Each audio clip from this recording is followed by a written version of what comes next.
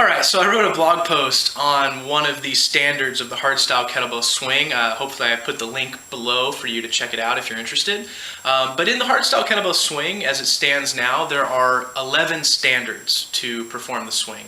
3 of those standards pertain to the actual kettlebell itself, and the one standard that I mentioned directly in the blog post has to do with the kettlebell's alignment with one's arm at the top of the swing. So one of the standards is at the top of a hardstyle swing that the kettlebell maintains a straight line in line with the arm at the top of the swing. What I'm happening to see right now in a lot of people, both beginners and more intermediates, is the kettlebell is flipping upwards.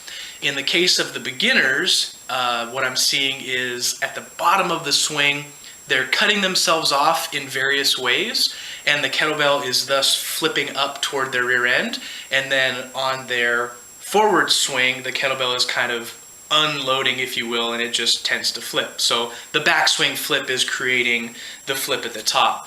In intermediate cases, or even advanced people, what I'm seeing is generally the flip happens when they're attempting an overspeed eccentric swing.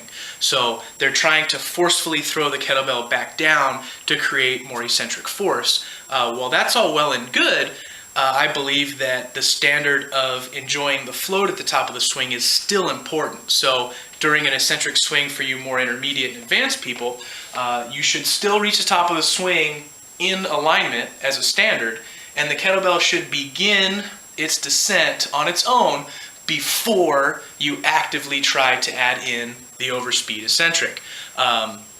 That's my take on the thing. I know other people have their reasons for stopping the swing early and activating, the lats to a higher level. Agree to disagree for most purposes. So basically, for the summing up of the video, for the bell flip on the beginners, it's generally due to some sort of error in the backswing. And for the intermediates and advanced people, it generally has to do with more of an error of timing and focus and what they're really trying to achieve. So at the top of the swing, the standard is the kettlebell should be in alignment with the arms. If you have any questions, drop me a line.